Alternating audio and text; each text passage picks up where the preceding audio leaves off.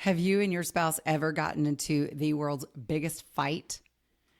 What about in public? The shock and awe of that. I'm about to let you in on a great big secret. This is a big episode, possibly a little bit incriminating, considering we're marriage experts, maybe. No, I don't think so. We don't ever do anything wrong, do we? I mean, y'all want to stay tuned for this one because we're about to share with you our big secret that happened on vacation in the Cotswolds in England as we were traipsing through the countryside on the Cotswold Way footpath.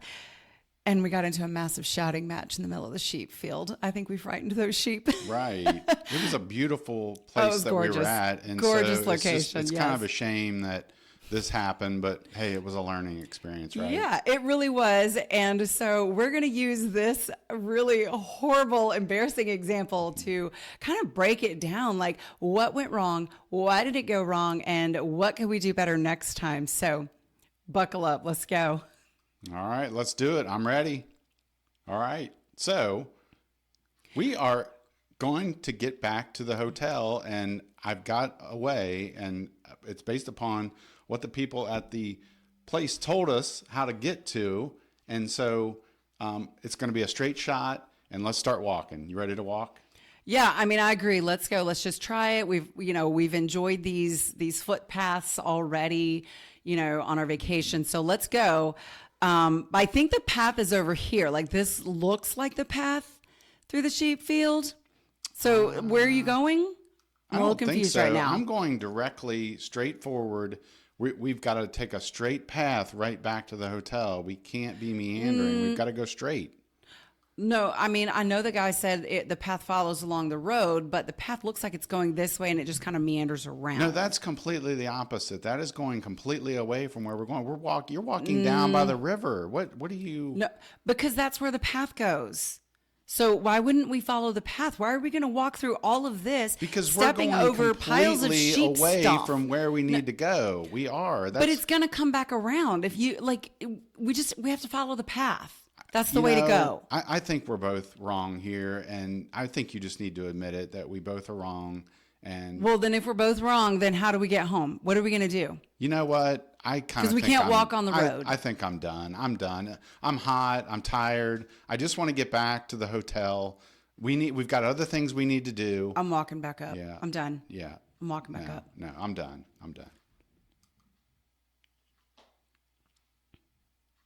All right. So, wow. Yeah, that was actually us, believe it or not. And maybe... I think it actually got worse, It was too. probably worse than that. You're exactly right. Yeah, it was worse than that. Yeah. I don't know that we were like screaming at each Not other, screaming. But we were pretty heated. Very heated, very Yes, nasty with each yes. other. I did try to recollect as much nastiness as I could, but y'all know it's not fun to rehash an argument. It's really not. I mean, we have forgiven and we've moved on from it. So, Right.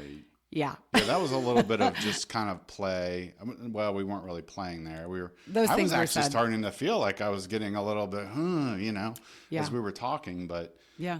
I mean, it's just it's kind of a shame. I mean, we're using it as a learning experience, and we're hoping that you're going to Right. learn from it as Exactly well. right. It's going on vacation. You think it's going to be wonderful and magical, and everything's going to be perfect, and I'm sure you've had situations in your life where you two have gone on vacation and, something went awry. And so, unfortunately it did for us there. And so we wanted to do a little sort of act that back out for you. But then we want to talk through it, I think, in a logical way here in just a second. Like a deep dive into yeah. what went wrong and Right, why. right. Because sometimes, we get into these arguments and fights and we don't realize there could have been some preventative measures taken. And so if we think about like what happened once we literally cooled off, and we looked back, like what happened, we were hot. We were tired, and it was the location that we were in because we were unfamiliar with this location, and the lack of signage was a big deal. You're looking for like gates that you can walk through on these fenced-in sheep fields. Like literally, you're in the field and you're looking for the mown path, and you're looking like on the fences for these little tiny signs that say footpath, That you're on the trail, Cotswolds right. Way, and all of that.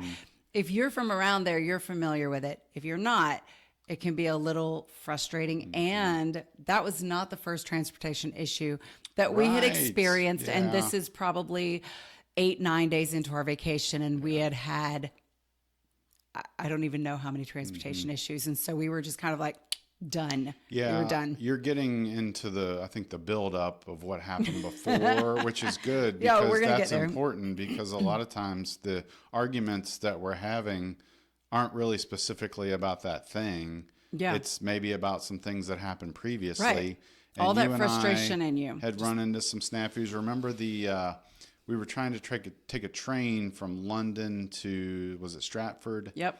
And we had to take, I think, a bus or the subway first, right? But the ticket didn't say that. Right. The ticket didn't say that. And I remember I ran into some pretty rude people that were not very helpful. And but very even before short. that, just trying to fly into London, our flight was canceled. got So, I mean, it canceled, just right. from the very beginning. Yeah. So we don't want to rehash like all of the transportation issues and stuff like that. But it was, we were so over that. We're like, why didn't we just rent a car? Yeah. So, right. Because they drive on the wrong side. And we were told companies like Uber were a little bit less dependable out in the Cotswolds, but So are the buses. the problem and for us trains. is we weren't able to relied make a on phone call and text from our phones, and we didn't get the proper thing set up to be able to do that. And so we were kind of behind the 8 ball, I think, to begin with this little excursion that we did. So, Right. Yeah. Right. So I think yes, those were some reasons that really caused some frustration. But if we really go deeper, because when there are issues between you and your spouse, you got to go deeper and figure out like what am I missing? What is really going on here? And I think that we probably all have that like ingrained nature to be right. And I think y'all might have heard that a little bit of like Brian even said, I think we're both wrong, but yet at the same time, we were both feeling like we were both right. I think that came across there. And we have that. We want to be right. We don't ever want to be wrong. Nobody wants to admit that you're wrong. And so so even if you realize like maybe he is right and I'm wrong, what is it that prevents you from saying that? Pride. And in the Bible it says pride You comes. just jabbed me there. Yeah, like what is the verse? I've got my Bible verse here that talks Yeah, about. you used to tell me this Right. one all the time. I would kind of say pride cometh before the fall, and Right. I'm looking for like the actual Is that like Heather's verbiage. that's Heather's, I think, definition, right? Yes, Probably the Bible. pride. Yes, pride goes before destruction and a haughty spirit before a fall. And I think that we were certainly having some emotional destruction out there. We were just tearing each other down like over and over again. But I think that need to be right, unwilling to listen to each other's like point of view or ideas, that pride that we deal with, all of that is a sin nature. I mean, that's a deeper root, deeper reason of why we were literally falling apart. I say it all the time, but I really do believe a lot of our disagreements and difficulties and arguments, it comes down to being selfish. And sometimes we don't mean to be that way. I'm not in my head thinking, I want it my way and I don't care. It's sometimes it even comes from a place of just thinking, I don't want you to think that I'm an idiot. Right. I mean, I want you to see that, hey, I'm the spiritual head of the household and I know how to get us from point A to point B. And, Right. Because you're the man. Right. And I don't want You've got you to this. be disappointed in me. So Right. it could be pretty complicated sometimes. It doesn't can always be. come about from just complete like, well, I'm just being selfish. But still, when you boil it down, that's what it It's what it comes down That's what to. it is. That's what it looks like. So It does, yeah. And I want to, I want to read a verse. Proverbs 12:18 said, "Reckless words pierce like a sword, and boy, did they ever, and that hurt. But the tongue of the wise brings healing." So it takes a wise person to stop the unwholesome talk and the horrible words that are coming out of your mouth. It takes a wise person to recognize it and stop, and then think of some wise words to say. That wise counsel, and just really bring Jesus into it. Like, God, help us figure out what we need to do. And we did. We literally did get out of that sheep field and we got home. And we'll probably end up chatting about how that happened too. But I think that's such a good, a good verse. And what is the one that we usually hear? What's that? Oh boy. Be slow to speak, slow to anger. A gentle answer turns away wrath. Oh, That's the one I was thinking of. But this one, I like the way that it just kind of puts it, that those words pierce like a sword, but the tongue of the wise brings the healing. And, the tongue has been compared to the rudder of a ship, and that rudder turns the whole ship. It makes it move and points in the direction. And our tongues do the same thing. And our tongues, the way that we were going, we're in separate directions. Brian's tongue's over here, my tongue's over there. We're like, rah, rah, rah. Nothing good is happening. I mean, it was but the wise tongue is what brings the healing. And when you've had a blow up like that, you need a relational healing. You really do, because those hurts can stick around for a little bit. And when you're on vacation and you really can't get away from each other, it's like, everything just lingers. I think that it's just magnified. And so, you have to get back to that point of wisdom and prayer and just asking the Holy Spirit to help you be calm and to be the one, either one of you, doesn't matter which one of you is all it takes to start pouring the healing words on each other of like, hey, I'm really sorry. I want us to start fresh. Like, this is not good. That's a wise person. That's what a wise person does. Yeah. That's good. Yeah. And for me, sometimes even just taking a quick breath. Yeah. Because I'm getting all spun up and my body's all dysregulated, and I'm probably getting into more of the sort of psychological world here. Prayer is the most important thing, of course. Yes. But sometimes in the moment, if you can just take a deep breath. And I know when we were out there, I did turn away from you and I sat on a rock or a stump of some sort. And you did. I didn't even know he wasn't behind me. I had just walked and walked and walked. And honestly, it didn't have anything to do with that I was trying to spite you or throw it in your face or whatever. It was literally like, I just don't know what to do and I just need a moment. And I know you took that as like, you don't care. And I did. You don't care about me. You don't care. You want me just to go and get lost and probably get snapped up or whatever. Oh, I think I even said you wouldn't even care if I got lost. Yeah. Right. You wouldn't even miss me. Like, I literally I was saying those words. I was so angry. I was so hurt. Oh yeah. And another verse here in Ephesians, I love how it just confirms the things that the Lord said in the Old Testament is in the New Testament. Ephesians 4:29, do not let any unwholesome talk come out of your mouths. So Brian chose to sit down and stop the unwholesome talk. And, and then of course, when he did catch up to me, it was like, oh, you wouldn't even care. Like, my unwholesome talk I was vomiting unwholesome words all over him and the poor sheep. Okay, I'm going to continue. But only what is helpful for building others up according to their needs, and that it may benefit those who listen and benefit the sheep. Sorry. Yeah. I mean, I think that's so good. It's so true. And it takes one person to just stop the conversation, and if it means that one of you walks away from the other one, always with an agreement with, we will continue this, but we need to calm down.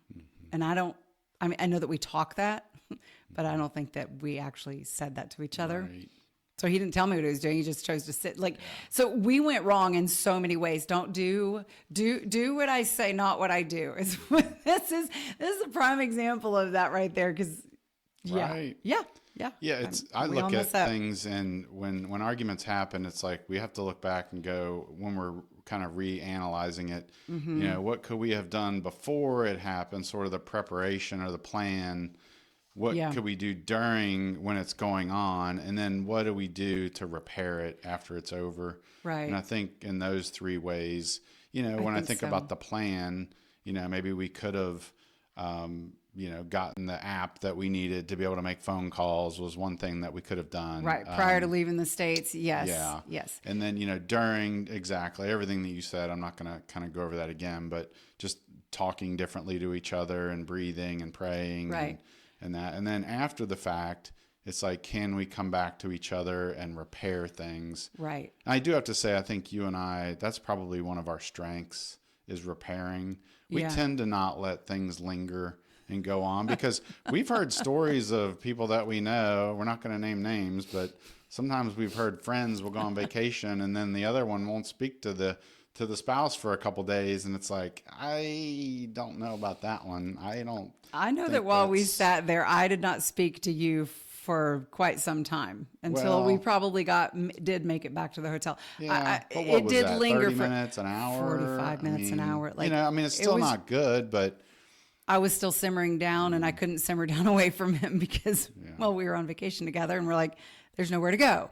So, yeah, I want to say, too, that, like, if we both had our own ideas of what we should do, that it takes one person to say, okay, we'll do it your way. But if we are not seeing results, then we're going to backtrack, and then we're going to do it my way. And if we don't see results, then we backtrack and we go all the way back to the museum location that we were at, and we get that driver to come get us, like, which is ultimately what we ended up doing after this fight. We just ended up going back, and the whole transportation frustration saga continued, because we would order an Uber and then they would cancel. We'd order an Uber and then they would cancel. We'd order an Uber, and then, so it took about 45 minutes of just sitting there in the heat. Yeah.